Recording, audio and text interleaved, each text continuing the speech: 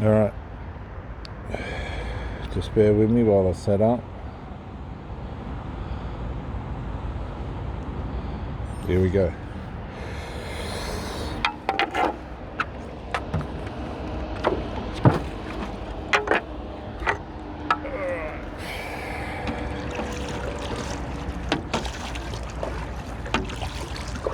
Good talking to you, mate. Have a good day, eh?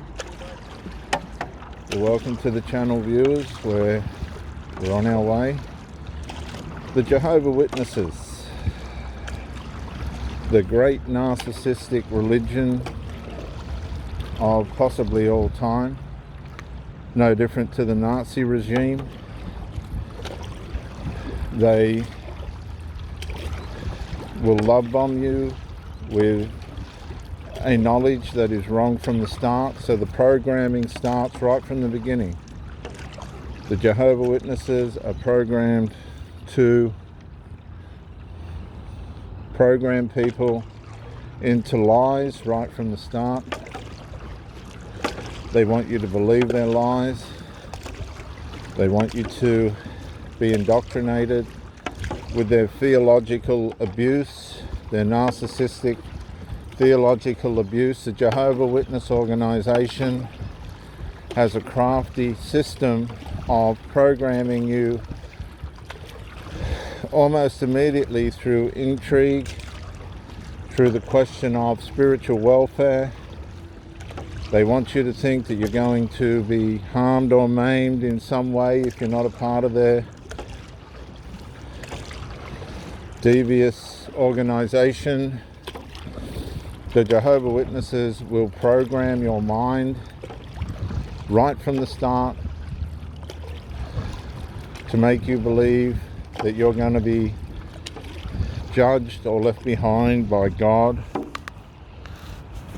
They will be abusing you right from the outset. You won't be aware of this, but they are. They know that what they're doing is wrong by conscience. Excuse me, we're out on the water. If I fall in the water, you know I've been hit by a shark or something, if this does go to air. And the Jehovah Witnesses are no different to sharks. They'll set their carts up. They're scared. They're paranoid. They know partly that what they're saying is wrong. They know that there's people that know that what they're doing is wrong, theologically abusive. It's malignant, overt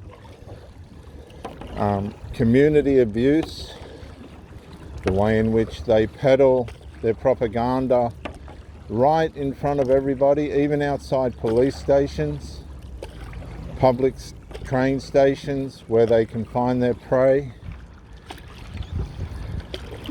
sowing their seeds of programming, theologically abusively programming someone. And when you're abused theologically, it's one of the hardest forms of abuse to rehabilitate, because it circles you like a shark and you can't swim away. It holds you in. You become captive, psychologically captive to the abuse. You become addicted to the abuse. You become a part of the abuse. It gives you a sense of identity. For pedophiles, they get access to all the children.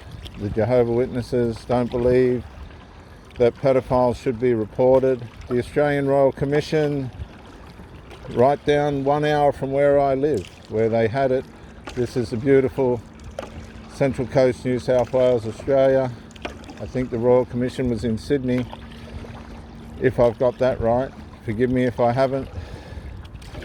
Which is an hour south of where I am. They more or less found the Jehovah Witnesses organization, the Watchtower cult, whatever it's called. They come under several different names, to have hidden the sexual molestation of over 1,000 children within the organisation, unreported to the authorities. The country was mortified, the world was mortified. Thousands of people have come out of the cult since the revelations of the Australian Royal Commission into the Jehovah Witness theological abusive cult, and they immediately go into programming your mind. It's called theological abuse. It's an emotional form of impregnating the mind with its views. Cult belief takes the deepest part of devotion and loyalty and commitment from somebody, and that's how they keep you in. That's how you buy into their abuse. And once you get a taste of abuse and become an abuser, there's an addiction that comes with that, a religious addiction. Our evil, sinful nature is most vulnerable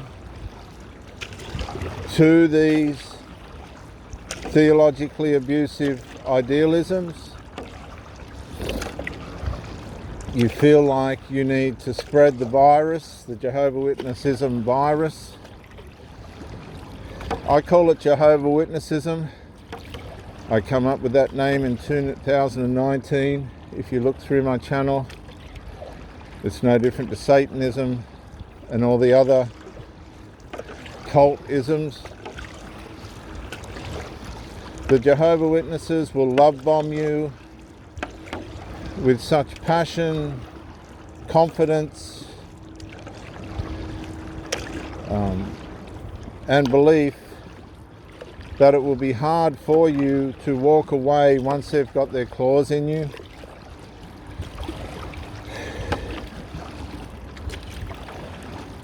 You'll feel like you need to be committed to the cult. You'll start giving money to the cult. Then they'll start indoctrinating you with the idea that education is no good, university is no good, and anything outside, any beliefs or understandings or ways of life outside that of which the cult has approved in its doctrines, in its theological abuse, is harmful and could cost you your eternal salvation, whatever that is with the Jehovah Witnesses, which is quite profound how they've made up their lies and doctrines surrounding that. It is very profound. It is deeply concerning. And Satan's got a way of peddling his deception so blatantly. Theological abuse is possibly the most dangerous form of abuse because it penetrates so deeply into the deepest values of a person's mind.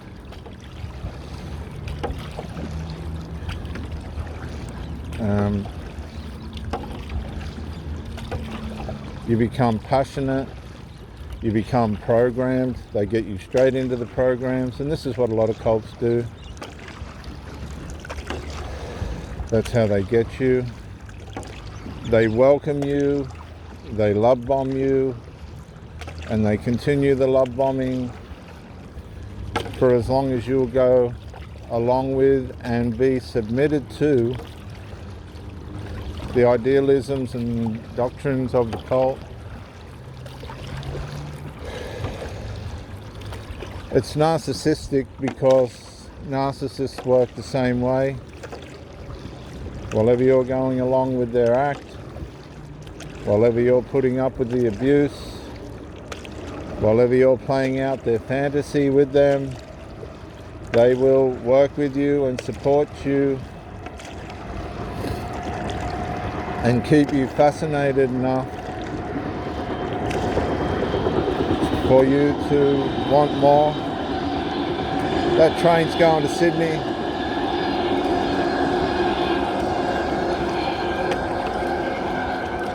The Jehovah Witnessism occult is one of the wealthiest organizations in the world. It's under tremendous assault by people that have woken up to its guile and lies.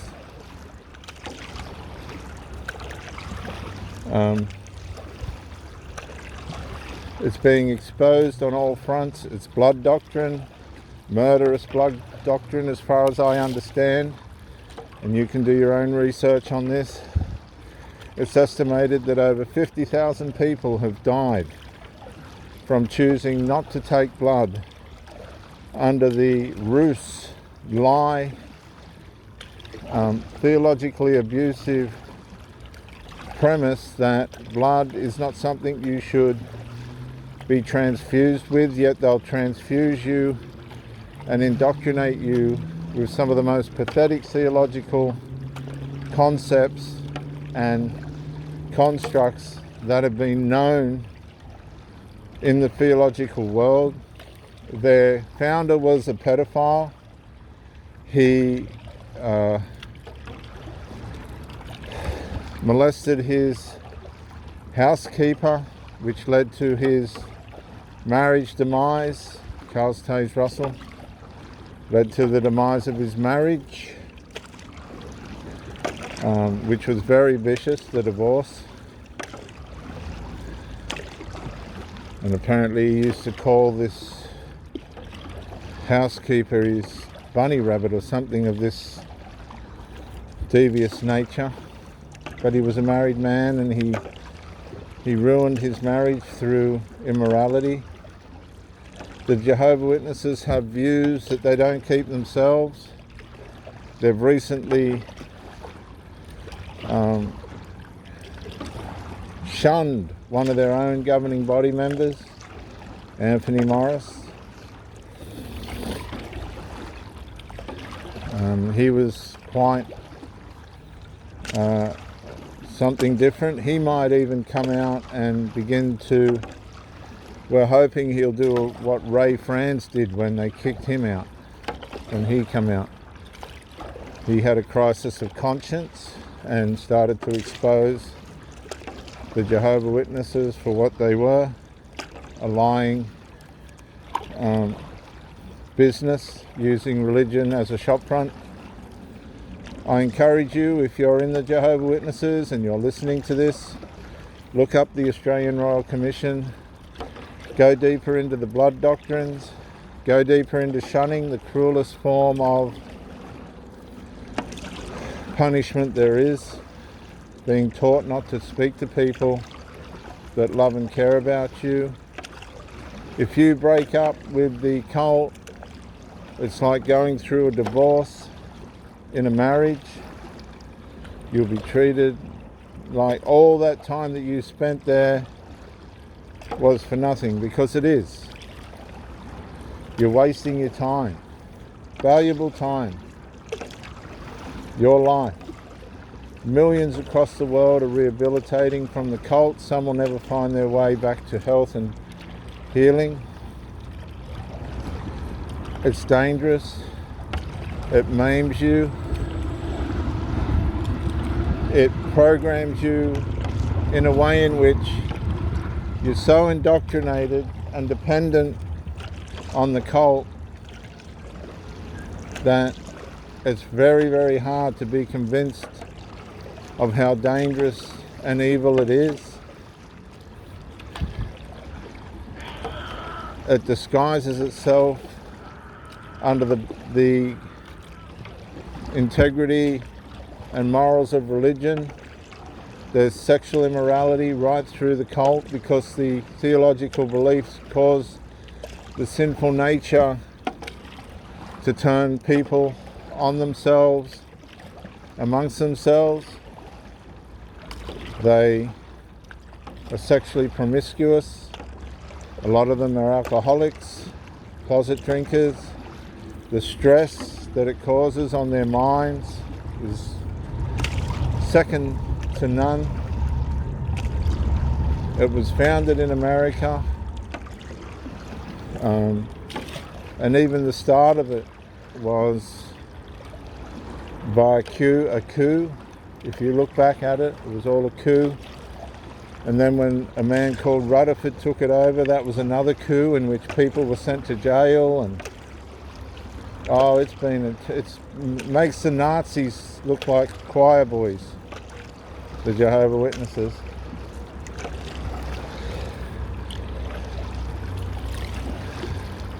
You're being abused mentally, if not physically. I don't know what's going on behind closed doors at your place, but I can only imagine. People turn to drugs after they realise what they've done to themselves. Some people commit suicide. There's a high suicide rate in the Jehovah Witnesses because they lose their families and their friendship structure. The cruelty that it puts on you by way of its shunning policies and two witness rules and the other abusive doctrines that it has are absolutely demonic and satanic. And it takes years and years, if you're lucky, to be deprogrammed and to be able to come out of the abusive system. I recommend, if you're in the Jehovah Witnesses, to review the reality behind its beliefs, the lies that you have believed to be true. You've been completely deceived, and to find a way, if you can, to watch channels on YouTube that are going to help you find your way out. There's dozens and dozens of them. People desperately trying to help people to recover. It won't take you long before you realise that you've been duped, and that could have serious psychological effects on you. You'll feel violated, demoralised. You'll feel infiltrated, stupid. You'll feel self-abased. You'll feel like you've betrayed yourself and all the people that you've told about this cult. It's deadly. It's evil. It's real. It's harmful. And it's happening every day. I pray that you find your way out of this abusive, theologically abusive and addictive cult as quickly as you can. That's what these videos are for. This is Reverend Dr. J.W. Morrison, theologist, trying to help people recover from Jehovah Witnessism and its abuse, theological abuse, sexual abuse, and all its other abuses. Bye for now.